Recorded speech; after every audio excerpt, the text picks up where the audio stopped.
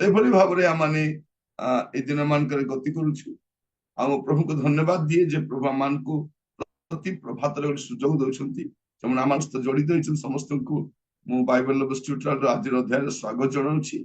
ଆଜି ସତ୍ୟ ସମାଚାରର 35 ଅଧ୍ୟାୟରେ ଆମେ ପହଞ୍ଚିଛୁ। ଆଜି ଆମେ ବାଇବେଲରୁ ଧ୍ୟାନ କରି ଦେଖିବା। ଆଜିର ପ୍ରସଙ୍ଗ ହଉଛି ପରୀକ୍ଷା ଟନିକ। ପରୀକ୍ଷା ଟନିକ। ଆପଣମାନେ ବିଭିନ୍ନ ଟନିକ ଦେଖିଛନ୍ତି, ଆଜି ଅଛି ପରୀକ୍ଷା ଟନିକ। ଆମ ପିଲାମାନେ ପରୀକ୍ଷା ଲେଖିବା ପାଇଁ ଯାଉଛନ୍ତି। ଅନେକ ପିଲାଙ୍କ ପରୀକ୍ଷା ଆରମ୍ଭ ହେଲାଣି। ଆଉ ଆସନ୍ତା ସମୟରେ ଅନେକ ପିଲାମାନେ ପରୀକ୍ଷା ଲେଖିବେ, ସ୍କୁଲ କଲେଜରେ ଲେଖିବେ। ଆଜିର ପ୍ରସଙ୍ଗ ହଉଛି ପରୀକ୍ଷା ଟନିକ ବା ଏକ୍ସାମ ଟନିକ। ଯୋଉ ପିଲାମାନେ ପରୀକ୍ଷା ଲେଖିବେ ସେମାନଙ୍କ ପାଇଁ ମୁଁ କେତୋଟି ବିଷୟ କହିବା ପାଇଁ ଚାହେଁ। ବିଶେଷ କରି ସବୁ ପିଲା ସବୁ ସବଜେକ୍ଟରେ ଜ୍ଞାନୀ ନଥିବେ। କୋଉ କୋଉ ସବଜେକ୍ଟରେ ସେମାନେ ବହୁତ ଭଲ କରୁଥିବେ, ଆଉ କେତୋଟି ସବଜେକ୍ଟରେ ବହୁତ ୱିକ୍ ଥିବେ। ଆଉ ଯୋଉ ସବଜେକ୍ଟରେ ସେମାନେ ୱିକ୍ ଥିବେ ସେ ସବଜେକ୍ଟ ସକାଶେ ବହୁତ ବ୍ୟସ୍ତ ହଉଥିବେ। ଆଉ ସେଇଥିପାଇଁ ସେମାନଙ୍କୁ ଭଲ ସବଜେକ୍ଟ ବି ଖରାପ ହେଇଯାଏ। ଧରିନିଅନ୍ତୁ ଦିଟା ସବଜେକ୍ଟ ତାଙ୍କର ଭଲ ହଉନି, ସେମାନଙ୍କର ବଳକା ଯୋଉ ସବଜେକ୍ଟ ଗୁଡାକ ଥାଏ ସେଇଥିପାଇଁ ମଧ୍ୟ ସେମାନେ ବହୁତ ବ୍ୟତିବ୍ୟସ୍ତ ହଉଥାନ୍ତି। ମୁଁ କହିବା ପାଇଁ ଚାହେଁ ଆମେ ସମସ୍ତେ ସର୍ବଜ୍ଞ ନୁହଁ। ଆମମାନେ ଅନେକ ବିଷୟରେ ଦୁର୍ବଳ ଅଟୁ, କିନ୍ତୁ ବାଇବେଲ ଆମକୁ କଣ କୁହେ? ଆଜିର ଏକ୍ସାମ ଟନିକରେ ପ୍ରଥମ ବିଷୟ କହିବା ପାଇଁ ଚାହେଁ, ଯଦି ଜ୍ଞାନର ଅଭାବ ଅଛି, ଯଦି ଜ୍ଞାନର ଅଭାବ ଅଛି, ବାଇବେଲ କଣ କହୁଛି? ଯାକୁବ ତାର ପ୍ରଥମ ଅଧ୍ୟାୟ ତାର 5 ପଦ। ଯାକୁବ ତାର ପ୍ରଥମ ଅଧ୍ୟାୟ 5 ପଦ। କିନ୍ତୁ ତୁମ୍ଭମାନଙ୍କ ମଧ୍ୟରୁ ଯେବେ କାହାରି ଜ୍ଞାନର ଅଭାବ ଥାଏ, ତେବେ ଯେଉଁ ଈଶ୍ୱର ଦୋଷ ନ ଧରି ମୁକ୍ତ ହସ୍ତରେ ସମସ୍ତଙ୍କୁ ଦାନ କରନ୍ତି, ତାହାଙ୍କ ଛାମୁରେ ସେ ପ୍ରାର୍ଥନା କରୁ, ସେଥିରେ ତାହାକୁ ଦିଆଯିବ। ପ୍ରଥମ ବିଷୟ ଏକ୍ସାମ ଟନିକରେ ଯଦି ଜ୍ଞାନ ନାହିଁ, ଅଭାବ ଅଛି, ଆପଣ ମାଗି ପାରିବେ ପ୍ରଭୁଙ୍କୁ, ପ୍ରଭୁ ମତେ ଜ୍ଞାନ ଟିକେ ଦରକାର, ମୁଁ ଅମୁକ ସବଜେକ୍ଟରେ ଟିକେ ୱିକ୍ ଅଛି, ପ୍ରଭୁ ମତେ ଦୟାକରି ସାହାଯ୍ୟ କର। ପ୍ରଭୁ ଯୋଗେଇବେ। ବିଶେଷ କରି ପରୀକ୍ଷା ପିଲାମାନେ ଲେଖନ୍ତି, ବିପି ବାପା ମାର ବଢିଥାଏ। ପିଲାମାନେ ପରୀକ୍ଷା ଲେଖନ୍ତି, ବାପା ମା ଅନିଦ୍ରା ହେଇଥାନ୍ତି। ଏବେ ଦେଖିବେ ବାପା ମା ବି ବହୁତ ଟେନସନରେ ଅଛନ୍ତି, ପିଲାମାନେ ପରୀକ୍ଷା ଲେଖୁଛନ୍ତି, ପରୀକ୍ଷା ଲେଖିବେ। ପ୍ରଥମ ବିଷୟ, ଯଦି ଆପଣଙ୍କ ପୁଅ ଝିଅର ଜ୍ଞାନର ଅଭାବ ଅଛି, ତାକୁ ଗାଳିଗୁଲଜ ନ କରିବା ପରିବର୍ତ୍ତେ କଣ କରିବେ? ପ୍ରାର୍ଥନା କରିବେ। ତାକୁ କହିବେ ପ୍ରାର୍ଥନା କରିବା ପାଇଁ, ଆପଣ ବି ପ୍ରାର୍ଥନା କରିବେ। ଏଇଟା ପ୍ରଥମ କାମ ଆପଣ। ବେଳେ ବେଳେ ନିଜେ ମଧ୍ୟ ବିଚଳିତ ଥାନ୍ତି, ତାଙ୍କୁ ବି ବିଚଳିତ କରି ପକାନ୍ତି। ଏଠି କଣ ଲେଖାଯାଉଛି? କିନ୍ତୁ ତୁମାନଙ୍କ ମଧ୍ୟରେ ଯେବେ କାହାରି ଜ୍ଞାନର ଅଭାବ ଥାଏ, ଜ୍ଞାନର ତ ଅଭାବ ଥାଏ, ତେବେ ଯେଉଁ ଈଶ୍ୱର ଦୋଷ ନ ଧରି ମୁକ୍ତ ହସ୍ତରେ ସମସ୍ତଙ୍କୁ ଦାନ କରନ୍ତି, ତାହାଙ୍କ ଛାମୁରେ ସେ ପ୍ରାର୍ଥନା କରୁ, ସେଥିରେ ତାହାକୁ ଦିଆଯିବ। ପ୍ରତ୍ୟେକଙ୍କୁ କହିବା ପାଇଁ ଚାହେଁ, ଆପଣଙ୍କ ପିଲାମାନଙ୍କର ପରୀକ୍ଷା ନିମନ୍ତେ ନିୟମିତ ପ୍ରାର୍ଥନା କରନ୍ତୁ, ପ୍ରତିଦିନ ପ୍ରାର୍ଥନା କରନ୍ତୁ। ମୂଳ କଥା ତାଙ୍କ ସ୍ୱାସ୍ଥ୍ୟ ଭଲ ରହୁ, ସେମାନେ ଭଲରେ ଏକ୍ସାମ ଲେଖିବା ପାଇଁ ଆପଣ ପ୍ରାର୍ଥନା କରନ୍ତୁ। କିନ୍ତୁ ପ୍ରଥମ ବିଷୟ ହେଉଛି, ଯଦି ଜ୍ଞାନର ଅଭାବ ଅଛି, ପ୍ରାର୍ଥନା କରନ୍ତୁ। ପ୍ରାର୍ଥନା କରନ୍ତୁ, ପ୍ରଭୁ ଜ୍ଞାନ ଯୋଗେଇବେ। ଏଇଟା ପ୍ରଥମ ବିଷୟ। ଯଦି ଆପଣ ଦେଖିବେ ହିତୋପଦେଶ ତାର 3 ପର୍ବ 7 ପଦ, ହିତୋପଦେଶ 3 ପର୍ବ 7 ପଦ। ତୁମ୍ଭେ ଆପଣା ଦୃଷ୍ଟିରେ ଜ୍ଞାନବାନ ହୁଅ ନାହିଁ, ସଦାପ୍ରଭୁଙ୍କୁ ଭୟ କର ଓ ମନ୍ଦତାରୁ ବିମୁଖ ହୁଅ। ଆଉ କିଛି ପିଲା କୁହନ୍ତି ମୋର ବହୁତ ଜ୍ଞାନ ଅଛି, ମୋର କିଛି ପ୍ରୋବ୍ଲେମ ନାହିଁ, ଏଟାକୁ କହିବେ ଓଭର କନଫିଡେନ୍ସ। ସବୁ ଜାଣିଛି ବୋଲି ଯେ ଏକ୍ସାମରେ ଭୁଲ ଖରାପ କରି ପଳେଇ ଆସିଛି। ଆପଣ ଦେଖିବେ ଅନେକ ଲୋକ ଗାଡି ଭଲ ଚଲାନ୍ତି, କିନ୍ତୁ ଆରଟିଓ ଅଫିସରେ ଗଲେ 4 ଥର ଟେଷ୍ଟ ଦେଲା ପରେ ପାସ୍ ହେଇକି ଆସନ୍ତି। ରାସ୍ତାରେ ଭଲ ଚଲାନ୍ତି କିନ୍ତୁ ଆରଟିଓ ସାମ୍ନାରେ ଗାଡି ଚଲେଇ ପାରନ୍ତି। ମୁଁ କହିବା ପାଇଁ ଚାହେଁ ଆପଣଙ୍କୁ ଯେ ତୁମେ ଆପଣ ଦୃଷ୍ଟିରେ ଜ୍ଞାନବାନ ହୁଅ ନାହିଁ, ଜ୍ଞାନ ମାଗ। ଜ୍ଞାନ ଥିଲେ ବି ମାଗିଥାଅ। ଯଦି ଜ୍ଞାନର ଅଭାବ ଅଛି, ଆପଣ ଦୃଷ୍ଟିରେ ଜ୍ଞାନୀ ହୁଅ ନାହିଁ, ଜ୍ଞାନ ମାଗ। ପ୍ରଥମ ବିଷୟ କହିବା ପାଇଁ ଚାହେଁ, ପରୀକ୍ଷା ଟନିକର ପ୍ରଥମ ବିଷୟ ହଉଛି ଜ୍ଞାନ। ଆଉ ଜ୍ଞାନ ମାଗନ୍ତୁ, ସେ ଜ୍ଞାନ ଦେବେ। ଆଉ ଦ୍ୱିତୀୟ ବିଷୟ, ଅତିରିକ୍ତ ଚିନ୍ତିତ ହୁଅନି। କଣ କହନ୍ତି ଫାଇନାଲ ଏକ୍ସାମ, ଜୀବନରେ କେତେ ଏକ୍ସାମ ଲେଖିଛନ୍ତି ଆଉ କେତେ ଏକ୍ସାମ ଲେଖିବେ। ଜୀବନ ବି ଗୋଟେ ପରୀକ୍ଷା, ଜୀବନ ବି ଗୋଟେ ପରୀକ୍ଷା, ପ୍ରତିଦିନ ଗୋଟେ ପରୀକ୍ଷା ଆମକୁ ଲେଖିବା ପାଇଁ ପଡେ। ତେଣୁ ଆପଣ କଣ କରିବେ, ଅତିରିକ୍ତ ଚିନ୍ତିତ ହେବେ। ଏ ଦିନ ମାନଙ୍କ ଦେଖିବେ ଅନେକ ଛୁଆଙ୍କର ଦେହ ଖରାପ ହବ, ଡକ୍ଟର ପାଖକୁ ଯାଉଥିବେ, ବାପା ମାର ଦେହ ଖରାପ ହଉଥିବ, ବହୁତ ଚିନ୍ତିତ ବ୍ୟତିବ୍ୟସ୍ତ ହଉଥିବେ।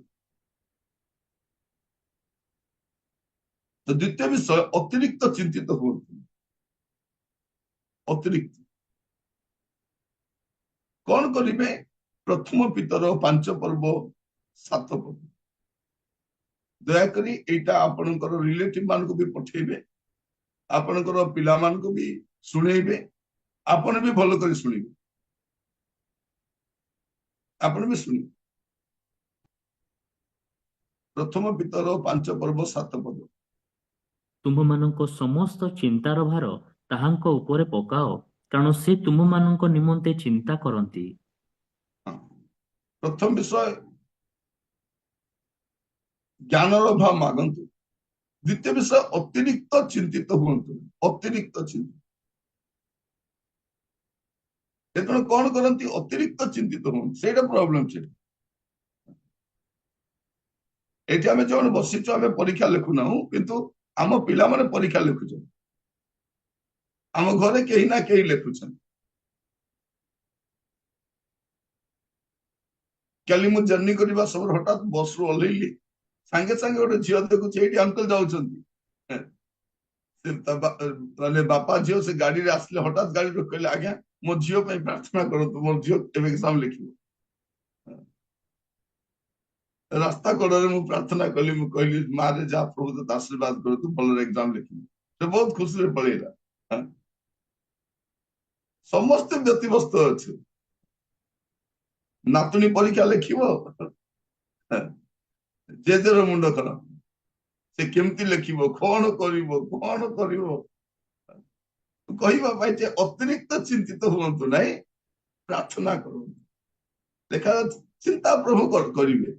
ତୁମାନଙ୍କ ସମସ୍ତ ଚିନ୍ତାର ଭାର ତାହାଙ୍କ ଉପରେ ପକାଅ, କାରଣ ସେ ତୁମାନଙ୍କ ନିମନ୍ତେ ଚିନ୍ତା କରନ୍ତି। ଆପଣ ପ୍ରାର୍ଥନା କରିପାରିବେ, ପ୍ରଭୁ ମୋର ପୁଅ ଝିଅ ବା ନାତି ନାତୁଣୀ, ପ୍ରଭୁ ଭାଇ ବା ଭଉଣୀ, ପିଲାମାନେ ପ୍ରଭୁ ପରୀକ୍ଷା ଲେଖିବା ପାଇଁ ଯାଉଛନ୍ତି, ଆପଣ ଦୟାକରି ସମ୍ଭାଳନ୍ତୁ। କାରଣ ଏବେ ପର୍ଯ୍ୟନ୍ତ ପ୍ରଭୁ ହିଁ ସମ୍ଭାଳି ଆଣିଛନ୍ତି, ଏବେ ପର୍ଯ୍ୟନ୍ତ ପ୍ରଭୁ ସମ୍ଭାଳି ଆଣିଛନ୍ତି। ତେଣୁ ଆପଣ ଜମା ବ୍ୟତିବ୍ୟସ୍ତ ହୁଅନ୍ତୁ। ପ୍ରଭୁ ଆପଣ ମାନଙ୍କୁ ଅନୁଗ୍ରହ କରନ୍ତୁ। ଆଜିର ଏ ପରୀକ୍ଷା ଟନିକ ଆପଣଙ୍କୁ ଗୋଟେ ସୁସ୍ଥିର ଭାବରେ ପିଲାମାନଙ୍କୁ ପରୀକ୍ଷା ଲେଖିବା ପାଇଁ ଦିଅ। ବର୍ଷ ସାରା ସେ ଯାହା ପରିଶ୍ରମ କରିଛି, ସେ ଭଲରେ ଲେଖୁ। ସବୁ ପିଲା 90% ଆଣିବେ ନାହିଁ, ଏଭରେଜ ବି ରହିବେ, କିଛି ଅସୁବିଧା ନାହିଁ, ପାସ୍ ତ କରିବେ। ଆପଣ ଅନ୍ୟମାନଙ୍କ ସହିତ ସେମାନଙ୍କୁ ତୁଳନା କରନ୍ତୁ ନାହିଁ। ତାର ବଡ ଭଉଣୀ ଏମିତି, ତା ସାନ ଭଉଣୀ ସେମିତି, ଆମ କାକାର ଝିଅ ସେମିତି, ଆମ ମାମୁଁର ଝିଅ ସେମିତି, ସେ ଛୁଆଟା ଭାରି ଭଲ, ଆମ ପଡୋଶୀର ପିଲା ଭଲ, ଇଏ ଗଧ ଗଧୁଣୀ, ଏତେ ଷ୍ଟୋରି କହୁଛୁ, ନିରୁତ୍ସାହିତ କରନ୍ତୁ। ଆଉ ଆପଣ ନିଜେ ଅତିରିକ୍ତ ଚିନ୍ତିତ ହୁଅନ୍ତୁ ନାହିଁ, ବା ପିଲାମାନଙ୍କୁ ମଧ୍ୟ ଅତିରିକ୍ତ ଚିନ୍ତିତ ହେବାକୁ ଦିଅନ୍ତୁ। ଦେଖିବେ ଏଇ ଦିନମାନଙ୍କ ପିଲାମାନେ ପରୀକ୍ଷା ଲେଖୁଛନ୍ତି, ନା ଖାଉଛନ୍ତି, ନା ଶୋଉଛନ୍ତି, ନା ଗାଧଉଛନ୍ତି, ମାନେ ପୁରା ଏତେ ଟେନସନରେ ଅଛନ୍ତି। ଏବେ ସବୁ ବହି ଖୋଲିକି ବସି ପଡିଛନ୍ତି, କୋଉଟା ପଢୁଛନ୍ତି ଜଣା ନାହିଁ। ଆମ ସମସ୍ତଙ୍କର ଅନୁଭୂତି ଅଛି, ପରୀକ୍ଷା ଆସିଲେ 5ଟା ନା 6ଟା ଟାଇମ ଟେବୁଲ ବନେଇବି, 3 ମାସରେ ଏମିତି ପଢିବି, 3 ମାସ ଗଲା ଫେଲ, ତାପରେ 2 ମାସରେ ଏମିତି ପଢିବି, ତାପରେ 2 ମାସ ବି ଗଲା, ତାପରେ ମାସକରେ ଏମିତି ପଢିବି, ତାପରେ 15 ଦିନ ଏମିତି ପଢିବି, ତାପରେ ସପ୍ତାହ ତ ପୁରା ତାଡି ଦେବି ଆଉ। ଗୋଟେ ଦିନରେ ଗୋଟେ ସବଜେକ୍ଟ ସରେଇବି ଲାଷ୍ଟ। ଗୋଟେ ଦିନରେ ଗୋଟେ ସବଜେକ୍ଟ, ଆଜି ଫିଜିକ୍ସ ସରିବ, କାଲିକି କେମିଷ୍ଟ୍ରି ସରିବ, ପରେ ହିଷ୍ଟ୍ରି ସରିବ, ତାପରେ ଜିଓଗ୍ରାଫି ସରିବ, ଗୋଟେ ଦିନରେ ପୁରା ବହି ସରିବ ଆଉ। ଏଇଟା ବାଇଗଣ ରୁଆ, ଏଇଟା ଆମେ କରିଛୁ, ଆମେ ସମସ୍ତେ ବାଇଗଣ ରୁଆ କରିସାରିଛୁ। ତ ମୁଁ କହିବା ପାଇଁ ଚାହେଁ, ଆପଣ ଅତିରିକ୍ତ ଚିନ୍ତିତ ପିଲାଙ୍କୁ ହେବାକୁ ଦିଅନ୍ତୁ ନାହିଁ। ଆପଣ ବି ଚିନ୍ତିତ ହୁଅନ୍ତୁ ନାହିଁ, ପ୍ରାର୍ଥନା କରନ୍ତୁ ସେ ଯାହା ପଢିଛି ସେ ପରୀକ୍ଷା ଭଲ ଲେଖିବା। ତ ଦ୍ୱିତୀୟ ବିଷୟ, ପରୀକ୍ଷା ବେଷ୍ଟ କରନ୍ତୁ। ତ ପରୀକ୍ଷା ଟ୍ରନିକ ଦ୍ୱିତୀୟ ବିଷୟ, ଅତିରିକ୍ତ ଚିନ୍ତିତ ହୁଅନ୍ତୁ ନାହିଁ। ଆଉ ତୃତୀୟ ବିଷୟ, ହିତୋପଦେଶ ତାର 3 ପର୍ବ 5 ପଦ। ହିତୋପଦେଶ 3 ତାର 5। ତୁମ୍ଭେ ସର୍ବାନ୍ତକରଣ ସହିତ ସଦା ପ୍ରଭୁଙ୍କ ଠାରେ ବିଶ୍ୱାସ କର ଓ ନିଜ ସୁବିବେଚନାରେ ଆଉଜି ପଡ ନାହିଁ। ଏଠି କଣ ଲେଖାଯାଉଛି? ତୃତୀୟ ବିଷୟ, ନିଜ ସୁବିବେଚନାରେ ଆଉଜି ପଡ ନାହିଁ। ମୁଁ ବେଷ୍ଟ କରିବି, ମୁଁ ବହୁତ ଭଲ କରିବି, এইটা ମଧ୍ୟ ଓଭର କନଫିଡେଣ୍ଟ। କଣ ଲେଖାଯାଉଛି? ତୁମେ ସର୍ବାନ୍ତକରଣ ସହିତ ସଦା ପ୍ରଭୁଙ୍କ ଠାରେ ବିଶ୍ୱାସ କର, ନିଜ ଠାରେ ନୁହଁ। ନିଜ ଉପରେ ବିଶ୍ୱାସ ନୁହେଁ, ପ୍ରଭୁଙ୍କ ଉପରେ ବିଶ୍ୱାସ। ଲେଖାଯାଉଛି, ତୁମେ ସର୍ବାନ୍ତକରଣ ସହିତ ସଦାପ୍ରଭୁଙ୍କ ଠାରେ ବିଶ୍ୱାସ କର ଓ ନିଜ ସୁବିବେଚନାରେ ଆଉଜି ପଡ ନାହିଁ। ନିଜ ଅଣ୍ଡରଷ୍ଟାଣ୍ଡିଂ ଉପରେ ଆଉଜି ପଡ ନାହିଁ। ମୁଁ ସବୁ ସାରି ଦେଇଛି, ମୁଁ ସବୁ କରିପାରିବି, ଏଇଟା ନୁହଁ। ପ୍ରଭୁଙ୍କ ଠାରେ ବିଶ୍ୱାସ କର। ପୁଅ ଝିଅ ମାନଙ୍କୁ ବି ଶିଖାନ୍ତୁ ପ୍ରଭୁଙ୍କ ଠାରେ ବିଶ୍ୱାସ କରିବା ପାଇଁ। ପ୍ରଭୁଙ୍କ ଠାରେ ବିଶ୍ୱାସ କର। ମୁଁ ପ୍ରତ୍ୟେକ ଯୁବା ଯୁବତୀ ମାନଙ୍କୁ କହିବା ପାଇଁ ଚାହେଁ, ପୁଅ ଝିଅ ମାନଙ୍କୁ କହିବା ପାଇଁ ଚାହେଁ, ପ୍ରଭୁଙ୍କ ଠାରେ ବିଶ୍ୱାସ କର।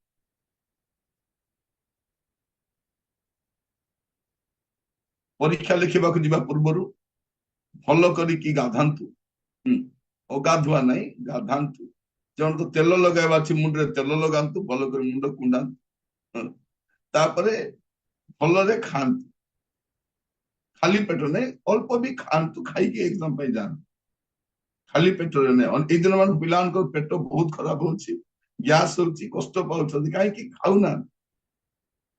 ପ୍ରପରଲି ସେମାନେ ଖାଆନ୍ତୁ। ଆଉ ଗୋଟେ ଭଲ ସଫା ପୋଷାକ ପିନ୍ଧିକି ଯାଆନ୍ତୁ। ପୋଷାକ ନିଟ୍ ଆଣ୍ଡ କ୍ଲିନ୍ ଥାଉ, ଇନର ମଧ୍ୟ ବାହାରେ ମଧ୍ୟ ସଫାଟା ପିନ୍ଧିକି ଯାଆନ୍ତୁ। ଏଇଟା କଣ କରେ, ସେମାନଙ୍କୁ ଗୋଟେ ମାଇଣ୍ଡରେ ମଧ୍ୟ ଗୋଟେ ଭଲ ଲାଗେ, ହେଲ୍ଦି ମାଇଣ୍ଡ ଲଗାଏ, ହେଲ୍ଦି ଫୁଡ, ସଫା ପୋଷାକ। ତାପରେ ପେନ୍ ପେନ୍ସିଲ ଯାହା ନେବା କଥା ଆଗରୁ ଦେଖନ୍ତୁ ଚାଲୁଛି ନା ନାହିଁ, ସବୁ ଠିକ ଠାକ କରିକି ନିଅନ୍ତୁ। ଏକ୍ସାମ ହଲରେ ନାହିଁ 2-4ଟା ନେଇକି ଯାଇଥାନ୍ତେ, ଗୋଟେ ସିଙ୍ଗଲ ପେନ୍ ନେଇକି ଯିବେ ନାହିଁ, ସମାନ ପେନ୍ ଏକ୍ସଟ୍ରା ନେଇକି ଯାଆନ୍ତୁ। ଆଉ ଏଡମିଟ କାର୍ଡଟା ସାଙ୍ଗରେ ରଖିଥାନ୍ତୁ। ଅନେକ ପିଲା ଛାଡିକି ପଳାନ୍ତି, ପରେ ବାପା ମା ଧରିକି ନିଅନ୍ତି, ସାଙ୍ଗରେ ନେଇକି ଯାଆନ୍ତୁ। ତାପରେ ଯଦି ସମ୍ଭବ ଅଳ୍ପ ପାଣି ପିଇବେ, ଯଥେଷ୍ଟ ପାଣି ପିଇବେ ନାହିଁ। ଯଦି ଆପଣ ବାଥରୁମ ଯିବା ପାଇଁ ଆବଶ୍ୟକ ନ ପଡେ, ପାଟି ନ ଶୁଖୁ ବୋଲି ଆପଣ ଅଳ୍ପ ପାଣି ପିଇ ପାରିବେ। ଆଉ ଏକ୍ସାମ ପାଇଁ ସମାନ ସମୟରେ ଯାଆନ୍ତୁ, ବିଳମ୍ବରେ ଯାଆନ୍ତୁ, ଟିକେ ସମୟ ଆଗରୁ ଯାଆନ୍ତୁ। ଅନେକ ଲୋକ କଣ ଥାଏ, ଇଆଡେ ଏକ୍ସାମ ସମୟ ହଉଥାଏ, ଇଆଡେ ନା ଧପଡି ଦୌଡୁଥାନ୍ତି। ନାଇଁ, 10 ମିନିଟ ଆଗରୁ ଗଲେ ଅସୁବିଧା କଣ ଅଛି? ଆପଣ ସେ ଜାଗାକୁ ଅଧଘଣ୍ଟା ଆଗରୁ ଗଲେ ଅସୁବିଧା କଣ ଅଛି? ଟିକେ ଆଗରୁ ଯାଆନ୍ତୁ। ସେଠି ମାନେ ଅସ୍ତବ୍ୟସ୍ତ ହେଇ ଯାଆନ୍ତୁନି। ଆପଣ ଦେଖିବେ ସେ ଏକ୍ସାମ ସିଜନରେ ବହୁତ ଆକ୍ସିଡେଣ୍ଟ ଗୁଡାକ ମଧ୍ୟ ହୁଏ। କାହିଁକି ଆକ୍ସିଡେଣ୍ଟ ଗୁଡାକ ହୁଏ? ତାର ମୂଳ କାରଣ କଣ? ରାସ୍ତାରେ ଭିଡ ଥାଏ, ଲୋକ ବ୍ୟସ୍ତତାରେ ଯାଉଥାନ୍ତି।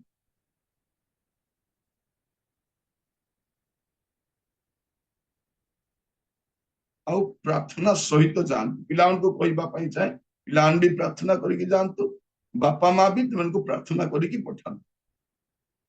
ଏଇଟା ଭଲ ଅଭ୍ୟାସଟା। ଆଉ क्वेश्चन एग्जाम लिखिबा पूर्व बसिक टिके प्रार्थना करंतु क्वेश्चन पेपर को प्रॉपर्ली पढ़ंतु जा फिलअप करबा कथा आगो फिलअप करि नियंतु ପରେ फिलअप କରିବି ବୋଲି ଅସ୍ତବ୍ୟସ୍ତ ହୁଅନ୍ତୁ ନାହିଁ ଆପଣ फिलअप कर दियंतु ଆଉ ସେଇ ସମୟରେ ଆପଣ ବହୁତ वरिड हुଅନ୍ତୁ ନାହିଁ ଆପଣ ଲେଖିବା ପାଇଁ ଚେଷ୍ଟା କରନ୍ତୁ ପ୍ରପରଲି ଆଉ जो एग्जाम ଯେତିକି ସମୟ ନେବା କଥା जो क्वेश्चन ର ସେତିକି ସମୟ ନିଅନ୍ତୁ ଆଉ ଆପଣଙ୍କର ଯେତିକି ସମୟ ଦିଆଯାଇଛି ସେ ସମୟକୁ ପୁରା ୟୁଜ କରନ୍ତୁ ହୁଏତ ଆପଣଙ୍କୁ ବୁଝୁଥାଇ ପାରେ ମଧ୍ୟ ଆପଣ ରାଇଟ ଟାଇମରେ ଲେଖିବା ପାଇଁ ଚେଷ୍ଟା କରନ୍ତୁ ସମୟକୁ ଠିକ ଭାବରେ ବ୍ୟବହାର କରନ୍ତୁ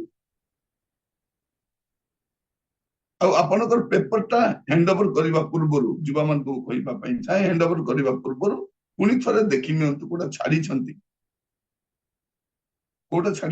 ଲାଷ୍ଟ ଗୋଟେ 5-10 ମିନିଟ ସମୟ ବାହାର କରନ୍ତୁ ଠିକ ଚେକ୍ କରିବା ପାଇଁ पेपर गुड़े ठीक सजा ना ना तापर सबमिट करने पूर्व प्रार्थना करंतु और सबमिट करंतु एटा गोटे भल अभ्यास आपण लिखि सारे एबे पेपर टा प्रभु हाथ में सबमिट कर दियंतु प्रभु मु जहा लिखी आपण हस्तर मु रखुचे मते भल मार्क मिलवा पे साहाय्य कहीं दिन मानकर भल एग्जाम लिखिले भल मार्क मिलू नहीं करेक्शन करुँचे किसी गड़बड़ कर पिला बहुत निरुत्साहित होगा पड़ी प्रार्थना करी से पेपर दिंतु सबमिट कर एग्जाम लिखि आसिला अपन टिके रिलैक्स हुन हुए तो से एग्जाम टा भलो टिके ही पारे टिके खराब भी ही पारे किछि व्यस्त होंतु नहीं परवर्ती एग्जाम पे प्रिपेयर हो एटा कहंतु से आसीबा माने हॉल रो बाहर टेंशन रे बाहरिबो आज मैथ्स टा भलो ही नहीं आज फिजिक्स टा भलो ही नहीं आज केमिस्ट्री टा भलो ही नहीं से जियोग्राफी रे सब बुझुतिला मु लिखि पारली नहीं से कहबो मु से इकोनॉमिक्स भलो बुझिला नहीं मु कोन करबी लिखि पारली नहीं तापर से कहबो ना लिटरेचर से के होतिला कोन गोडे हे गेला सेटा लैंग्वेज ता हेला नहीं मोर आपन को ए सब कहिला बेल को मु आपन कहिबा पई चाहे ताको कहिबे ठीक अछि से एग्जाम ता जाते भी कलु अभी एटा फॉलो करी करे माने पूर्व एग्जाम खराब होइछि बोली परवर्ती एग्जाम खराब करबार आवश्यक नहीं आपण दया कर मु काहे कि आज बाइबल लवेस ट्यूटोरियल रो सत्य समाज रखिली जे अमान को घर रो अनेक पो जन एग्जाम लिखुचंती और सेति पई बापा मां माने वरिड मध्ये अछन दया कर आपण सुस्थिर होंतु अस्थिर होंतु अस्थिर लोक किछि करि परिबो निजे करि परबे का करि भी दबन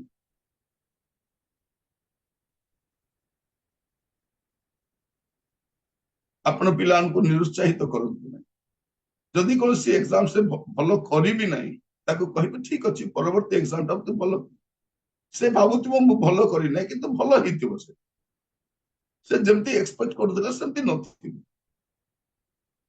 से जेमती होबो बोली भाबुतिबो सेमती नथि अनेक पिला परीक्षा लिखि बाहर समय से बापा माँ पचार आरंभ करती कहलु आर एटा कौन बाट सारा गाली देखी बाट सारा गाली आणुवे तोर एटा भूलीगला सेटा भूलीगला आप जमा वरी नुहतु आ 10 जन कहते तार आज पेपर खराब होरा से पुआटा बसी झीटा बसी फोन कर शुणुवे आज यार एग्जाम खराब है मुझे जानी खराब कर नेगेटिव कथा कहते एत नेगेटिव गोटे एग्जाम टा लिखिला जदि बाय चांस टिके भूल किछि हे जाइछि पूरा पूरी लिखि पारिने ताको कहिबो परवर्ती एग्जाम भलो लिखिबा पई आपण ताको कहिबो आज परीक्षा टॉनिक टा पिला मान को पई मते बापा मां मान को पई मते टॉनिक टा आमे प्रार्थना करूछु पिला मान आज मते प्रार्थना करिबा चतुर्थ विषय हितोपदेश 21-31 हितोपदेश 21-31 युद्ध दिन पई अश्व सुसज्जित हुए मात्र जय सदा प्रभुंक ठारू हुए युद्ध दिन पई अश्व सुसज्जित हुए ମାତ୍ର ଜୟ ସଦାପ୍ରଭୁଙ୍କ ଠାରୁ ହୁଏ। ଜୟ କାହା ଠାରୁ ହୁଏ? ସଦାପ୍ରଭୁ ଠାରୁ ହୁଏ। ଜୟ ସଦାପ୍ରଭୁ ଦିଅନ୍ତି। ଯୁଦ୍ଧ ଦିନ ପାଇଁ ପ୍ରସ୍ତୁତ ହଉଛନ୍ତି ପିଲାମାନେ, ଏକ୍ସାମ ପାଇଁ ପ୍ରିପେୟାର ହଉଛନ୍ତି, ଆଉ ଯୁଦ୍ଧକାଳୀନ ଭିତରେ ବି ପଢୁଛନ୍ତି ସେମାନେ। ମୋର ପ୍ରିୟ ଭାଇ ଭଉଣୀ ମାନେ, ଜୟ ସଦାପ୍ରଭୁଙ୍କ ଠାରୁ ହୁଏ। ଭିକ୍ଟ୍ରିଟା ପ୍ରଭୁଙ୍କ ଠାରୁ ଆସେ, ଉନ୍ନତି ପ୍ରଭୁଙ୍କ ଠାରୁ ଆସେ, ପ୍ରମୋଶନ ପ୍ରଭୁଙ୍କ ଠାରୁ ଆସେ, ଉନ୍ନୀତ ପ୍ରଭୁ କରାନ୍ତି। ତେଣୁ ଆପଣ ପ୍ରଭୁଙ୍କ ଉପରେ ସମ୍ପୂର୍ଣ୍ଣ ନିର୍ଭର ରଖନ୍ତୁ। ବେଳେ ବେଳେ ମୁଁ ଜାଣିଛି ଏକ୍ସାମ ଭଲ କରିବନି, ସେ ଭଲ କରିବ କି ଖରାପ କରିବ ସେଇଟା ନୁହେଁ, ଜୟ ପ୍ରଭୁଙ୍କ ଠାରୁ ଆସିଥାଏ। ମୁଁ କହିବା ପାଇଁ ଚାହେଁ ପିଲାମାନଙ୍କୁ ଅଲ ଦ ବେଷ୍ଟ, ଭଲରେ ଲେଖନ୍ତୁ, ଜମା ଡିସ୍କରେଜ ହୁଅନ୍ତୁ ନାହିଁ। ଆପଣଙ୍କୁ ଯାହା ବୁଝୁଛି ଆପଣ ଭଲରେ ଲେଖନ୍ତୁ, ପ୍ରଭୁ ବଳକା ବିଷୟ କରିବେ। Do the best and leave the rest. କଣ? do the best and leave the rest. ବଳକା ବିଷୟ ପ୍ରଭୁଙ୍କ ଉପରେ ଛାଡନ୍ତୁ। ଆପଣ ଯାହା ପାରିବେ ତାହା ଲେଖନ୍ତୁ, ବଳକା ବିଷୟ ପ୍ରଭୁଙ୍କ ହାତରେ ଛାଡନ୍ତୁ। କପି କରିବେ ନାହିଁ। ପାଖରେ କିଏ କପି କରୁଥିବ ଦେଲେ ବି ନେବେ ନାହିଁ। ଯଦି କିଏ ଫୋପାଡ଼ି ଦେବ କହିବେ ସାର୍ଙ୍କୁ, ସାର୍ ଏ ପେପରଟା ପଢିଛି ଉଠେଇ ନିଅନ୍ତୁ। ଯଦି ଆପଣଙ୍କ ପାଖରୁ ପାଇବେ ଅସୁବିଧା ହବ।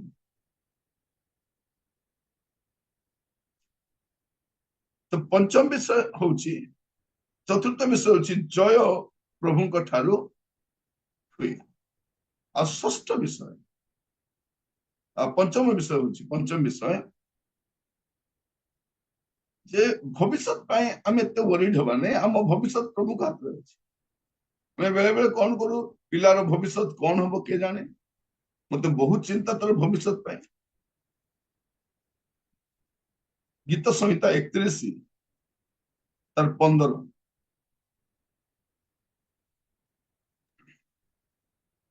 ମୋହର ସମୟ ସବୁ ତୁମ୍ଭର ହସ୍ତଗତ, ମୋ ଶତ୍ରୁଗଣ ହସ୍ତରୁ ଓ ମୋ ତାଡ଼ନାକାରୀମାନଙ୍କ ଠାରୁ ମୋତେ ଉଦ୍ଧାର କର।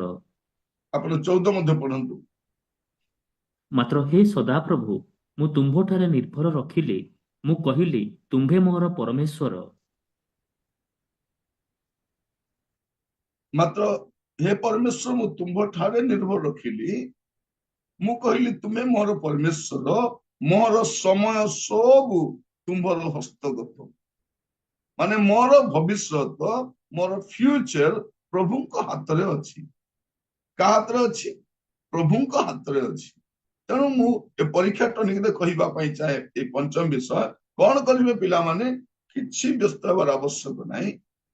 ଆପଣଙ୍କ ସମୟ ପ୍ରଭୁଙ୍କ ହାତରେ ଅଛି। ଆପଣ ଭଲ କରନ୍ତୁ, ପାରୁ ପର୍ଯ୍ୟନ୍ତ ଚେଷ୍ଟା କରନ୍ତୁ, ଡୁ ଦ ବେଷ୍ଟ। ମନେ ରଖିଥାନ୍ତୁ ଆପଣଙ୍କ ଭବିଷ୍ୟତ ପ୍ରଭୁଙ୍କ ହାତରେ ଅଛି। ତେଣୁ ଆପଣ ଜମାରୁ ମଧ୍ୟ ବ୍ୟତିବ୍ୟସ୍ତ ହୁଅନ୍ତୁ ନାହିଁ, ଆପଣ ଭଲରେ ଲେଖନ୍ତୁ, ଆପଣ ଭଲରେ ଲେଖନ୍ତୁ। ମୁଁ ପ୍ରତ୍ୟେକ ବାପା ମା ମାନଙ୍କୁ କହିବା ପାଇଁ ଚାହେଁ, ଆପଣଙ୍କ ପୁଅ ଝିଅ ନାତି ନାତୁଣୀଙ୍କୁ ଡିଷ୍ଟର୍ବ କରନ୍ତୁ ନାହିଁ, ଇରିଟେଟ କରନ୍ତୁ ନାହିଁ, ଖାଲି କନସେନଟ୍ରେଟ କରିବା ପାଇଁ କୁହନ୍ତୁ ପଢିବାରେ, ଆଉ ଭଲ ଲେଖିବା ପାଇଁ ଗୋଟେ ସ୍ମାଇଲି ଫେସ୍ ସହିତ ପଠାନ୍ତୁ। ପିଲା ଏକ୍ସାମ ଲେଖୁଥିବ, ଘରେ ଟିଭି ଚାଲିଥିବ, ପିଲା ଏକ୍ସାମ ଚାଲିଥିବ, ଇଆଡେ ବାପା ମା ଝଗଡା ହଉଥିବ, ପିଲା ଏକ୍ସାମ ଲେଖୁଥିବ, ଇଆଡେ ବାପା ମଦ ପିଇ ପଳେଇ ଆସିଥିବ। ନାଇଁ, ପିଲାଙ୍କୁ ଗୋଟେ ସୁସ୍ଥ ବାତାବରଣ ଦିଅନ୍ତୁ, ସୁସ୍ଥତା ଲେଖନ୍ତୁ ଆରାମରେ। ପୁଅ ଯିବା ସମୟରେ, ଝିଅ ଯିବା ସମୟରେ ଗୋଟେ ସ୍ମାଇଲି ଫେସ୍ ସହିତ ପଠାନ୍ତୁ। ଗଡ୍ ବ୍ଲେସ୍ ୟୁ, ଭଲରେ ଲେଖିକି ଆସିବୁ ହେଲା, ମୁଁ ପ୍ରାର୍ଥନା କରୁଛି। ତାକୁ ଗୋଟେ ଇନକରେଜ କରି ପଠାନ୍ତୁ। ଆସିଲା ପରେ ମତେ କେମିତି କଲୁ ପଠନ, ବାବୁ ଭଲ କରୁଛୁ, ଠିକ ଅଛି, ନା ଟିକେ ଖରାପ ହେଇଗଲା, କିଛି ପ୍ରୋବ୍ଲେମ ନାହିଁ, ଅନ୍ୟ ଏକ୍ସାମରେ କନସେନଟ୍ରେଟ କରିବୁ, ଠିକ ଅଛି, ଆସେ ଜଳଖିଆ ଖା, ଗାଧୋଇ ପଡେ, ଅମକ କରେ, ଇନକରେଜ କର। ପରାଜୟର ପ୍ରଥମ ପାହାଚ କଣ? ନିରୁତ୍ସାହିତ। ପରାଜୟର ପ୍ରଥମ ପାହାଚ କଣ? ନିରୁତ୍ସାହିତ। ଅନେକ ପୁଅ ଝିଅକୁ ଡିସ୍କରେଜ କରିଦେଇଛନ୍ତି, ତ ଦେଇ କିଛି ହବ ନାହିଁ ରେ, ତୁ କିଛି ନାହିଁ, ଖାଲି ଘରେ ବସି ଥାଳି ଥାଳି ଖାଉଥିବୁ, ବାପାର ପଇସା ଗୋଡେଇବୁ, ମା ତ ଆଣୁଛି, ବାପା ଆଣୁଛି, ତୁ ଖାଇକି ପୁରା କରେ। ପିଲାମାନଙ୍କୁ କହି କହି କଣ କିଛି କରିପାରିବେନି, କିଛି କରିପାରିବେନି। ବେଳେ ଟିଚର ମାନେ ବି କହିଦିଅନ୍ତି ଗଧ। ମୁଁ ୟୁପି ସ୍କୁଲରେ ପଢୁଥିଲି, ସାର୍ କହୁଥିଲେ ଗଧ, ପରେ ହାଇ ସ୍କୁଲ ଗଲି ସେଠି ଗଧ, ତାପରେ ଉପର ସେଠି ଗଧ। ମୁଁ ଦେଖିଲି ସତରେ ମୁଁ ଗଧ ନା କଣ? ଗଧ ଗଧ। ଦିନେ ଜଣେ ସାର୍ ଗଧ ତ କହିଲେ କହିଲେ ତୋ ବାପା ବି ଗଧ ବୋଲି କହିଲେ, ଯା ତୁ ବି ଗଧ, ତୋ ବାପା ବି ଗଧ। ତ ବାପା ଗଧ କହିଲାରୁ ମୁଁ କହିଲି ସାର୍ ତାହେଲେ ଆପଣ ବି ଗଧ ହେଇଥିବେ, ତାହେଲେ ଆପଣ ବି ଗଧ ହେଇଥିବେ। ସେ ସାର୍ ମାରିଲେ ନାହିଁ, କିନ୍ତୁ ମୋ ବାପାକୁ ଯାଇ କହିଦେଲେ, ଶୁଣିଲେ କି ମାଷ୍ଟର ବାବୁ ଆଜି ଆପଣଙ୍କ ପୁଅ ମତେ ଗଧ ବୋଲି କହିଲା। ହେ ବାବା ମତେ କହିଲେ ତୁ କାହିଁକି ସାର୍ କୁ ଗଧ ବୋଲି କହିଲୁ? ସେ ମତେ କହୁଥିଲେ, ସେ ଦୁଃଖ ହଉଥିଲେ। ତାପରେ ମୁଁ କହିଲି ବାବା ସେ ସବୁବେଳେ ମତେ ଗଧ ବୋଲି କହୁଥିଲେ। ଆଉ ସାର୍ ତ କହିବେ ନାଇଁ ନାଇଁ ମତେ କହିଲେ ମୁଁ ଶୁଣିଦେଲି, କିନ୍ତୁ ସେ କଥା ବାପା ବି ଗଧ ବୋଲାରୁ ମୁଁ ଜାଣିଲି ସେ ବି ଗଧ ହେଇଥିବ। କଣ ବାପା ଟିଚର ଯଦି ଗଧ, ସେ ଟିଚର ବି ଗଧ ହେଇଥିବେ। ତ ବେଳେ ବେଳେ ସାର୍ ମାନେ କୁହନ୍ତି, ବଡ ଲୋକ ବି କୁହନ୍ତି, ତାକୁ ମାଇଣ୍ଡ ନେବା କଥା ନାହିଁ। ତ ଦେଇ କିଛି ହବନି। ନାଇଁ, ଆମ ଭବିଷ୍ୟତ ପ୍ରଭୁଙ୍କ ହାତରେ ଅଛି। ଆମ ଭବିଷ୍ୟତଟା ପ୍ରଭୁଙ୍କ ହାତରେ ଅଛି, ଜମା ୱରିଡ୍ ହୁଅନ୍ତୁନି। ମୁଁ କହିବା ପାଇଁ ଚାହେଁ, ଭଲରେ ଲେଖନ୍ତୁ, ଲାଇଫରେ ଆମେ କୋଉଠି ଫେଲ ହେଇଗଲେ ବି ତା ଫାଇନାଲ ନୁହେଁ। Failure is not final. ଅନେକଙ୍କୁ ଦେଖିଛୁ ଯେଉଁମାନେ ବାରମ୍ବାର ଭଲ କରିନାହାନ୍ତି, କିନ୍ତୁ ତାଙ୍କର ଫାଇନାଲଟା ଭଲ ହେଇଛି। ଆପଣ ଜମା ବ୍ୟସ୍ତ ହୁଅନ୍ତୁ। ଆଜିର ପରୀକ୍ଷାଟା ନେଇଗଲେ ପଞ୍ଚମ ବିଷୟ ଅଛି, ଭବିଷ୍ୟତଟା ଆପଣଙ୍କର ପ୍ରଭୁଙ୍କ ହାତରେ ଅଛି, ସେ ଠିକ କରିବେ। ତାପରେ ଷଷ୍ଠ ବିଷୟ, ପ୍ରଭୁ ଆପଣଙ୍କ ସହିତ ଅଛନ୍ତି। ପ୍ରଭୁ ଆପଣଙ୍କ ସହିତ ଅଛନ୍ତି। ଏକ୍ସାମ ହଲରେ ପିଲାମାନେ ମନେ ରଖିଥାନ୍ତୁ, ଏକ୍ସାମ ହଲରେ ତୁମ ବାପା ମା ଜେଜେ ଟିଚର ଟ୍ୟୁଟର କେହି ଆସିବେନି, କିନ୍ତୁ ପ୍ରଭୁ ଆପଣଙ୍କ ସହିତ ଅଛନ୍ତି। ଏଇଟା ମୁଁ କହିବା ପାଇଁ ଚାହେଁ। ପିଲାଙ୍କୁ କହିବ ବାବୁ ରେ ଠିକ ଅଛି, ତୁ ଯା, ପ୍ରଭୁ ତ ସହିତ ଅଛନ୍ତି। ଗୀତ ସଂହିତା ତା 16:8। ମୁଁ ସର୍ବଦା ସଦାପ୍ରଭୁଙ୍କୁ ଆପଣା ସମ୍ମୁଖରେ ରଖିଅଛି, ସେ ମୋହର ଦକ୍ଷିଣ ପାଖରେ ଥିବାରୁ ମୁଁ ବିଚଳିତ ହେବି ନାହିଁ। କେତେ ବଡ କଥା ଅଛନ୍ତି। ଦାଉଦ କଣ କହୁଛନ୍ତି? ମୁଁ ସର୍ବଦା ସଦାପ୍ରଭୁଙ୍କୁ ଆପଣା ସମ୍ମୁଖରେ ରଖିଅଛି, ସେ ମୋହର ଦକ୍ଷିଣ ପାଖରେ ଥିବାରୁ ମୁଁ ବିଚଳିତ ହେବିନି। ମୁଁ କହୁଥିଲି ଆପଣଙ୍କୁ, ଦାଉଦ ଗଲିଆତକୁ ଦେଖୁନାହିଁ, ଦାଉଦ କାହାକୁ ଦେଖୁଛନ୍ତି? ସଦାପ୍ରଭୁଙ୍କୁ ଦେଖୁଛନ୍ତି। ପ୍ରିୟ ଭାଇ ଭଉଣୀ ମାନେ, ଏଇଟା ତାର ପ୍ରଥମ ବିଜୟର ଆରମ୍ଭ କୋଉଠି ହେଲା? ସେ ଗଲିଆତକୁ ଅନେଇବି ନାହିଁ, ଯା ମଜା, ତୁ କିଏ? ମୋ ପ୍ରଭୁ ଗାଡିଆରେ ଅଛନ୍ତି ପରା, ସେ ଅଛନ୍ତି ମୋ ସାଥିରେ। ଯଦି ପିଲାମାନେ ଜାଣିବେ ପ୍ରଭୁ ମୋ ସହିତ ଅଛନ୍ତି, ସେମାନେ ଆରାମରେ ଲେଖିକି ଆସିପାରିବେ, ୱରିଡ୍ ହେବା, ଟେନସନ ହେବା ଦରକାର ନାହିଁ। ତ ଷଷ୍ଠ ବିଷୟ, ଈଶ୍ୱର ଆପଣଙ୍କ ସହିତ ଅଛନ୍ତି। ଗଡ୍ ଇଜ ୱିଥ ୟୁ। ଆଉ ସେ ସବୁବେଳେ ରହିବେ ବୋଲି କହିଛନ୍ତି। ଆଉ ଦୁର୍ଦ୍ଦଶା ସମୟରେ ତ ପାଖରେ ରହିବା ପରମେଶ୍ୱର, ଏକ୍ସାମ ସମୟରେ ଦୂରରେ ଥିବେ। ପ୍ରାର୍ଥନା କରିଦିଅ, ପ୍ରଭୁ ଆପଣ ମୋ ସହିତ ରୁହନ୍ତୁ। ହୁଏତ ଆସନ୍ତା ସମୟରେ କିଛି ପିଲାଙ୍କର ଏକ୍ସାମ ଆରମ୍ଭ ହେଇଯାଇଛି, ଆଉ କିଛି ପିଲାଙ୍କର ଏକ୍ସାମ ପରବର୍ତ୍ତୀ ସମୟରେ ଆରମ୍ଭ ହବ, ସ୍କୁଲ ଗୁଡାକ ପରେ ଆରମ୍ଭ ହବ। ଦୟାକରି ବାପା ମା ମାନେ ଶୁଣନ୍ତୁ ଏକ୍ସାମଟାକୁ, ଆଉ ନିଜେ ଟେନସନ ହୁଅନ୍ତୁ ନାହିଁ, ପିଲାକୁ ଟେନସନ କରାନ୍ତୁ ନାହିଁ। ଆପଣ ସୁସ୍ଥିର ହୁଅନ୍ତୁ, ପିଲାଙ୍କୁ ମଧ୍ୟ ଭଲ ପଢିବା ପାଇଁ, ଲେଖିବା ପାଇଁ ସାହାଯ୍ୟ। ଏଇ ଦିନ ମାନଙ୍କରେ ଗୋଟେ କରିବେ, ଅଦରକାରୀ ମୋବାଇଲ ଦେଖିବାରୁ ଅଟକାଇବେ ସେମାନଙ୍କୁ। ଟିଭି ଘରେ ଲଗାଇବେ ନାହିଁ। ଆବଶ୍ୟକ ହେଲେ ଆପଣ ଦେଖନ୍ତୁ, ତାକୁ ଏଠୁ ସାଙ୍ଗସାଥି ବୁଲାବୁଲି ନାହିଁ। ଆପଣଙ୍କୁ ବାହାଘରକୁ ଯିବେ, ଚାଲରେ ଟିକେ ଯାଇକି ପଳେଇ ଆସିବା, ଚାଲେ ଟିକେ ମାର୍କେଟ ଯାଇ ପଳେଇ ଆସିବା, ନାହିଁ, ଆପଣ ନିଅନ୍ତୁ। ପ୍ରାର୍ଥନା ଛଡା ଅନ୍ୟ ସବୁ କାମ ତାର ବନ୍ଦ କରାନ୍ତୁ। ଏକ୍ସାମ ସରିଲା ପରେ ସେ ବାହାଘରକୁ ଯିବ, ବାର୍ଥଡେକୁ ଯିବ, ଅମୁକୁ ଯିବ। ତ ଷଷ୍ଠ ବିଷୟ ମନେ ରଖିବେ ଯେ ପ୍ରଭୁ ତୁମ ସହିତ ଅଛନ୍ତି। এইটা ମୁଁ ଗୋଟେ ଟନିକ ଭାବରେ ଆପଣଙ୍କୁ ଦେବା ପାଇଁ ଚାହେଁ ଆଉ ଏଇ ଟନିକ ନିଶ୍ଚିତ ଭାବରେ ଆପଣଙ୍କୁ ବଳିଷ୍ଠ କରିବ। ଅନେକ କହି ବୁଲୁଛନ୍ତି କଣ କରିବ କିଏ ଜାଣେ, ମତେ ତ ଡାଉଟ ଲାଗୁଛି। ହଁ, ମୁଁ ତ ଆଶା ରଖି ନାହିଁ। ଯଦି ବାପା ମାର ଆଶା ନାହିଁ ଭଲ କାହାର ଆଶା ଥିବ? ତାଙ୍କ ପିଲା ଭଲ କରିବ ଯେ ସିଏ ଭଲ କରିବ, ଆମର ସାନଟା ଭଲ କରିବ, ବଡଟା ଟିକେ ହବନି, ବଡଟା ଭଲ କରିବ ସାନଟା କରିବନି, ଏମିତି ପାତର ଅନ୍ତର ନାହିଁ, କରିବେ ସେମାନେ, ସବୁ ସମାନ ନୁହନ୍ତି। ଆପଣଙ୍କୁ ମୋର ଅବସ୍ଥା ବି ସେମିତି ଏକା ଥିଲା ନା, ଆମେ ବି ସେମିତି ଥିଲୁ, ସମସ୍ତେ ମେଧାବୀ ନଥିଲୁ, ଅନେକ ମଧ୍ୟମ ଧରଣ ଷ୍ଟଡି ମଧ୍ୟ ଆମେ କରୁ।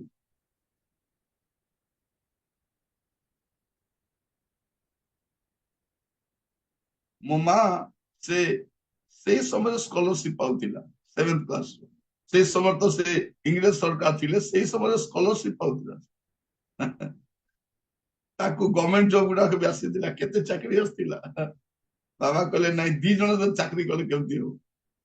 ସେଥିପାଇଁ ମା ଚାକିରି କରିନାହାନ୍ତି, ମା ମତେ ପଢେଇଲେ ଭଲ କରିକି।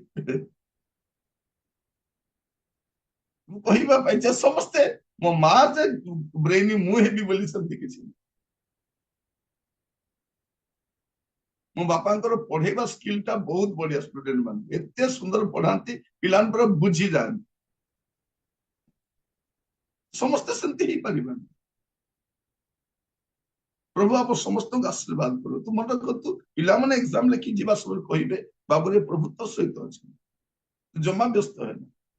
ବେଳେ କୁହନ୍ତି ମତେ ଡର ଲାଗୁଛି ମାମା, ବାବା ମତେ ଡର ଲାଗୁଛି, ମତେ କଣ କରିବି? କିଛି ନାହିଁ, ଯା ସୁସ୍ଥିର କରନ୍ତୁ, ଅସ୍ଥିର କରନ୍ତୁ, ଆଗ ସୁସ୍ଥିର କରନ୍ତୁ, କୁହନ୍ତୁ ଯେ ନାଇଁ କିଛି ଚିନ୍ତା କରନା, ପ୍ରଭୁ ତୋ ସହିତ ଅଛନ୍ତି, ପ୍ରଭୁ ତତେ ସାହାଯ୍ୟ କରିବେ, ତୁ ଭଲ କରିବୁ ବାପା, ତୁ ଭଲ କରିବୁ, ଚାଲ ଏନକରେଜ କରନ୍ତୁ।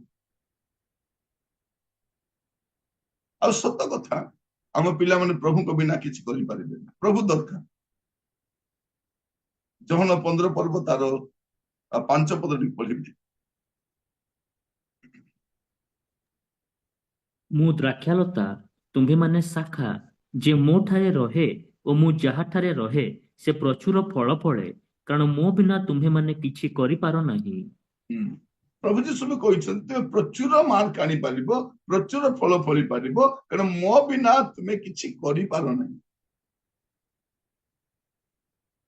ମୋ ବିନା ତୁମେ କିଛି କରିପାର ନାହିଁ। ତେଣୁ କହିବ ବାବୁରେ ପ୍ରଭୁ ତୋ ସହିତ ଅଛନ୍ତି, ତୁ ଜମା ବ୍ୟସ୍ତ ହେନା, ତୁ ଯାହା ପଢିଛୁ ତୁ ଭଲ ଲେଖିକି ଆସ। ଝିଅ ମାନଙ୍କୁ ବି ଇନକରେଜ କରନ୍ତୁ। এই ଦିନ ମାନଙ୍କର ନିରୁତ୍ସାହିତ ଆତ୍ମା, ପିଲାମାନେ ଏକ୍ସାମ ଖରାପ କଲା ପରେ ଅସ୍ତବ୍ୟସ୍ତ ହଉଥାନ୍ତି, ମୁଁ କଣ କରିଦେବି କି, କାରଣ ଯେମିତି ପ୍ରେସର ଥାଏ।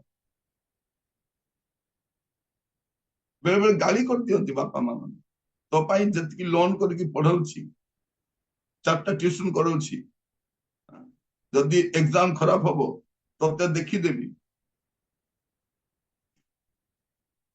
କଣ ଦେଖିଦେବେ? ସେ 4ଟା ଏକ୍ସାମ ବି କରୁ, କିଛି ଯାଇ ଆସେନି, ସେ 4ଟା ଟ୍ୟୁସନ ପଢୁ, କିଛି ଯାଇ ଆସେନି। ଭଲ କରିବା ପାଇଁ ଏବେ ସେସବୁରେ ହିସାବ ନେବାର ସମୟ ନାହିଁ, ଏବେ ଇନକରେଜ କରନ୍ତୁ ଭଲ କରିବା ପାଇଁ, ଆଉ ତାକୁ କୁହନ୍ତୁ ପ୍ରଭୁ ତୋ ସହିତ ଅଛନ୍ତି, ଯାହା ଭଲ ଲେଖି, ଅଲ୍ ଦ ବେଷ୍ଟ। ତାପରେ ଏକ୍ସାମ ସରିଲା ପରେ ଯଦି ଆଣିବା ପାଇଁ ଯାଇପାରୁଛନ୍ତି ନେଇକି ଆସନ୍ତୁ, ସାଙ୍ଗ ସାଥିରେ ନେଇକି ଆସନ୍ତୁ, ଖୁସିରେ ନେଇକି ଆସନ୍ତୁ, ତାପରେ ସେ ରିଫ୍ରେଶ ହେଇଯାଉ, ତାପରେ ନେକ୍ସଟ ଏକ୍ସାମ ପାଇଁ ପ୍ରିପେୟାର କରୁଛି, ଟିକେ ସୁଷମ ଖାଦ୍ୟ ଖାଇଲା ପରେ ନେକ୍ସଟ ଏକ୍ସାମ ପାଇଁ ପ୍ରିପେୟାର କରୁଛି। ଗୋଟେ ଏକ୍ସାମ ଖରାପ ହେଲା ବୋଲି ସବୁ ଖରାପ କରିବା ଆବଶ୍ୟକ ନାହିଁ, ବଳକା ଏକ୍ସାମ ସେଟା ଭଲ କରନ୍ତୁ। ଯୋଉଟା ଖରାପ ହେଲା ବୋଲି ଭାବୁଥିବେ ସେଟା ମାର୍କ ପଳେଇ ଆସିଥିବ। ମୁଁ ବି ମୋର ଏକ୍ସାମରେ ମୁଁ ଦେଖିଛି, ଯୋଉ ପେପର ଖରାପ ହେଲା ବୋଲି ଭାବୁଥିବି ଆଉ ତା ପାଇଁ ଚିନ୍ତା କରି ବଳକାଟା ଖରାପ କରିବା ମୁଡରେ ଥିଲା ବେଳକୁ ସେଇଠି ଭଲ ଆସିଯାଇଥିବ, ଖରାପ ହେଲା ବୋଲି କହୁତୁ ଭଲ ମାର୍କ ସେଇଠି ପଳେଇ ଆସିଥିବ। ସେଥିପାଇଁ ଆପଣ ଜମା ବ୍ୟସ୍ତ ହୁଅନ୍ତୁ, ପିଲାମାନଙ୍କୁ କହିବ ପ୍ରଭୁ ତୁମ ସହିତ ଅଛନ୍ତି। ଆଉ ଶେଷରେ 7ମ ବିଷୟ, ଗୀତ ସଂହିତା 37:5। ସଦାପ୍ରଭୁଙ୍କ ଠାରେ ତୁମ୍ଭର ଗତି ସମର୍ପଣ କର, ମଧ୍ୟ ତାହାଙ୍କ ଠାରେ ନିର୍ଭର ରଖ, ତହିଁରେ ସେ ତାହା ସଫଳ କରିବେ। ଶେଷ ବିଷୟ, ପ୍ରଥମ ବିଷୟ କହୁଥିଲି, ଯଦି ଜ୍ଞାନର ଅଭାବ ଅଛି ଜ୍ଞାନ ମାଗନ୍ତୁ, ଅତିରିକ୍ତ ଚିନ୍ତା କରନ୍ତୁ ନାହିଁ, ପ୍ରଭୁ ଚିନ୍ତା କରୁଛନ୍ତି। ଆଉ ବେଶୀ ପଢି ଦେଇଛି ସବୁ ବୁଝୁଛି ବୋଲି ନିଜ ସୁବିବେଚନା ଆଉଜି ପଡିବେନି। ତୃତୀୟ ବିଷୟ। ଚତୁର୍ଥ ବିଷୟ, ଜୟ ପ୍ରଭୁଙ୍କ ଠାରୁ ହୁଏ। ପଞ୍ଚମ ବିଷୟ, ଆପଣଙ୍କ ଭବିଷ୍ୟତ ପ୍ରଭୁଙ୍କ ହସ୍ତରେ ଅଛି। ଷଷ୍ଠ ବିଷୟ, ଈଶ୍ୱର ତୁମ ସହିତ ଅଛନ୍ତି। God is with you। ପିଲାଙ୍କୁ କହେ ପ୍ରଭୁ ତୁମ ସହିତ ଅଛନ୍ତି। ଆଉ ଶେଷ ବିଷୟ, ସମସ୍ତ ବିଷୟ ପ୍ରଭୁଙ୍କ ହସ୍ତରେ ରଖି ସୁସ୍ଥିର ହୁଅ। ଏକ୍ସାମ ଯେବେ ସରିଯିବ ପ୍ରଭୁଙ୍କ ହାତରେ ସବୁ ଏକ୍ସାମ ସମର୍ପଣ କରିଦିଅ, ରିଲାକ୍ସ। କଣ ଲେଖାଯାଉଛି? ସଦାପ୍ରଭୁଙ୍କ ଠାରେ ତୁମର ଗତି ସମର୍ପଣ କର, ମଧ୍ୟ ତାହାଙ୍କ ଠାରେ ନିର୍ଭର ରଖ, ତହିଁରେ ସେ ତାହା ସଫଳ କରିବେ। ସବୁ ସବଜେକ୍ଟ ଗୋଟେ ଗୋଟେ ସବଜେକ୍ଟ ପ୍ରଭୁଙ୍କ ହାତରେ ରଖନ୍ତୁ, ଆଉ ଆପଣ ସୁସ୍ଥିର ହୁଅନ୍ତୁ, ଅସ୍ଥିର ହୁଅନ୍ତୁ ନାହିଁ। ଅସ୍ଥିର ହେଲେ କଣ, ବାଇବଲ କଣ କହୁଛି? ଅସ୍ଥିରତାରେ ଆମର ବଳ କ୍ଷୀଣ ହୁଏ। ଜଣେ ଲୋକର ବଳ କେତେବେଳେ କମିଯାଏ? ଯେତେବେଳେ ସେ ଅସ୍ଥିର ହେଇଯାଏ। ସୁସ୍ଥିରତା ନେଇ ଆମମାନଙ୍କର ବଳ ଅଛି। ପ୍ରଭୁ ଅନୁଗ୍ରହ କରନ୍ତୁ, এই ପରୀକ୍ଷା ଟନିକ ବାପା ମାଙ୍କ ପାଇଁ ଆଉ ପିଲାମାନଙ୍କ ପାଇଁ ଆପଣଙ୍କ ପ୍ରିୟଜନ ମାନଙ୍କୁ ପଠାନ୍ତୁ, ଶୁଣନ୍ତୁ, ପିଲାମାନେ ବି ଶୁଣନ୍ତୁ, ଜମା ବ୍ୟସ୍ତ ହୁଅନ୍ତୁ ନାହିଁ। ପ୍ରଭୁ ପ୍ରତ୍ୟେକକୁ ଆଶୀର୍ବାଦ କରନ୍ତୁ। ଏକ୍ସାମ ଟନିକ ଆମ ପିଲାମାନଙ୍କ ପାଇଁ ଅତି ଜରୁରୀ ଅଟେ। ଆସନ୍ତୁ ଚକ୍ଷୁ ବନ୍ଦ କରିବା, ପ୍ରାର୍ଥନା କରିବା ପାଇଁ ଯିବା। ଆମ ପିଲାମାନଙ୍କ ପାଇଁ ପ୍ରାର୍ଥନା କରିବା, ଯେଉଁମାନେ ଏକ୍ସାମ ଲେଖୁଛନ୍ତି। ପ୍ରଭୁ ଯେପରି ଉତ୍ତମ ସ୍ୱାସ୍ଥ୍ୟ ଦେବେ, ସେମାନଙ୍କୁ ଭଲ ସ୍ମରଣ ଶକ୍ତି ଦେବେ। ଆଉ ଅନେକ ପିଲାମାନେ ଲେଖିବାରେ ମଧ୍ୟ ଦୁର୍ବଳ, ସେମାନେ ବହୁତ ସ୍ଲୋରେ ଲେଖନ୍ତି, ସେମାନଙ୍କ ପାଇଁ ମଧ୍ୟ ପ୍ରାର୍ଥନା କରିବା। ସେମାନେ ଯେପରି ଏକ୍ସାମ ଲେଖିବା ଯିବେ ସୁରକ୍ଷା ସହିତ ଯିବେ, ଖରାପ ବ୍ୟବହାର ସେମାନଙ୍କ ପ୍ରତି କରା ନଯାଏ, ଆମେ ପ୍ରାର୍ଥନା କରୁ। ସଡ଼କ ଦୁର୍ଘଟଣାରୁ ପ୍ରଭୁ ଯେପରି ରକ୍ଷା କରିବେ, ସେଥିପାଇଁ ପ୍ରାର୍ଥନା କରିବା। ସେମାନଙ୍କର ଯଦି ଫୁଡରେ କିଛି ପ୍ରୋବ୍ଲେମ ନ ହୁଏ, କୌଣସି ପ୍ରକାର ଦିନମାନଙ୍କରେ ସେମାନେ ଭଲରେ ଖାଆନ୍ତି ନାହିଁ, ଭଲ ପାଣି ପିଅନ୍ତି ନାହିଁ, ଯଦି ଡିହାଇଡ୍ରେସନ ନ ହୁଏ, ଭଲ ଶୁଅନ୍ତି ନାହିଁ, ସେମାନେ ପ୍ରାର୍ଥନା କରିବା। ସମସ୍ତଙ୍କ ପାଇଁ ଆସନ୍ତୁ, ସମସ୍ତେ ନିଜେ ନିଜେ ପ୍ରାର୍ଥନା ରହିବା ଗୋଟେ 2 ମିନିଟ, ତାପରେ ମୁଁ ପ୍ରାର୍ଥନା କରିବା ପାଇଁ ଚାହେଁ। ମୁଁ ପ୍ରାର୍ଥନା କରିବା ସମୟରେ ଆପଣମାନେ ମଧ୍ୟ ପ୍ରାର୍ଥନା କରୁଥାନ୍ତି।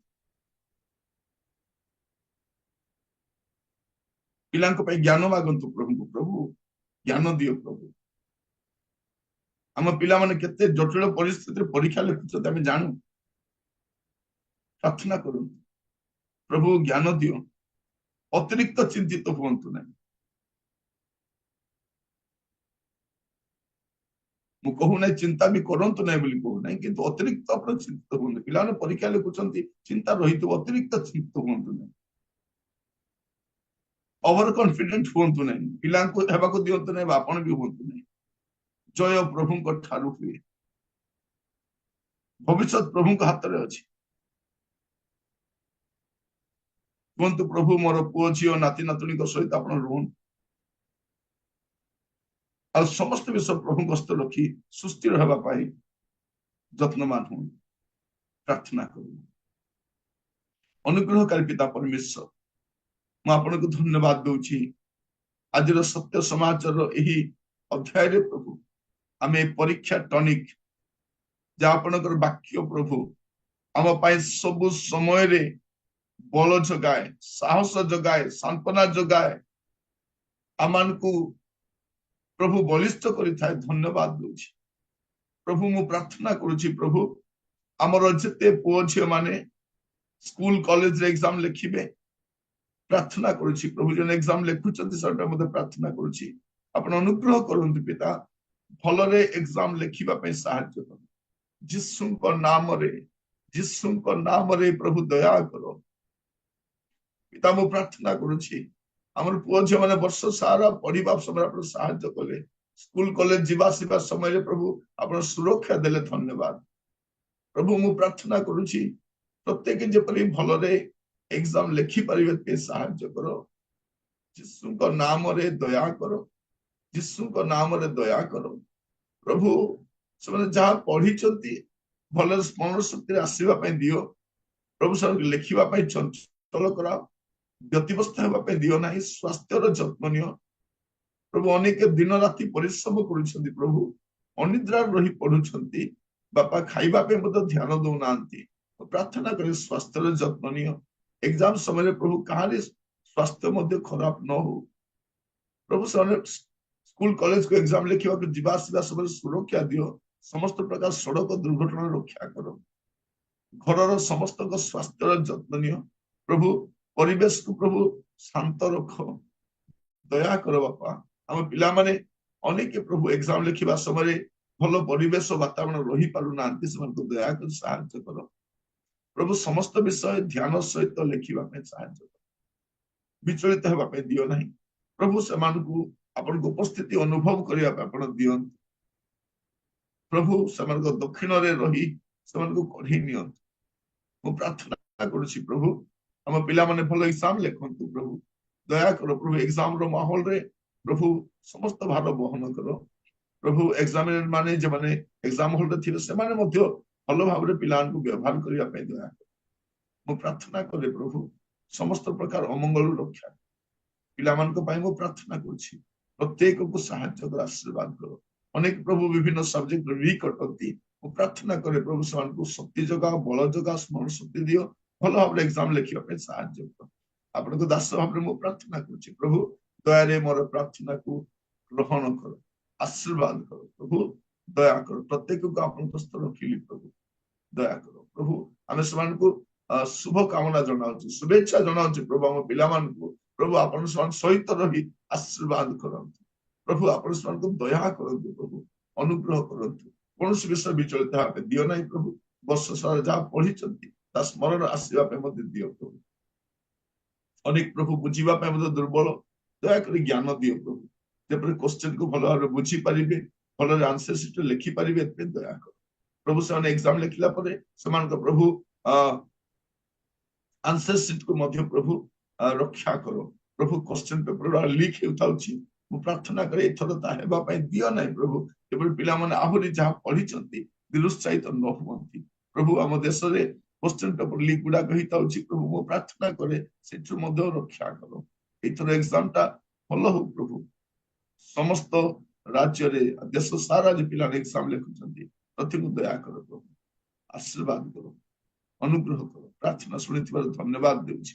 ମୁଁ ଯାହା ମାଗି ନାହିଁ ଦୟାରେ ଦାନ କର। ଅନେକଙ୍କ ସ୍ୱାସ୍ଥ୍ୟ ମଧ୍ୟ ଭଲ ରହୁ ନାହିଁ ପ୍ରଭୁ, ସେମାନଙ୍କ ସ୍ୱାସ୍ଥ୍ୟ ମଧ୍ୟ ଭଲ ରଖ, ଆଶୀର୍ବାଦ କର। ପ୍ରାର୍ଥନା ଶୁଣିଥିବାର ଧନ୍ୟବାଦ ଦେଇ ପ୍ରାର୍ଥନାଟି ମୋର ପ୍ରାଣର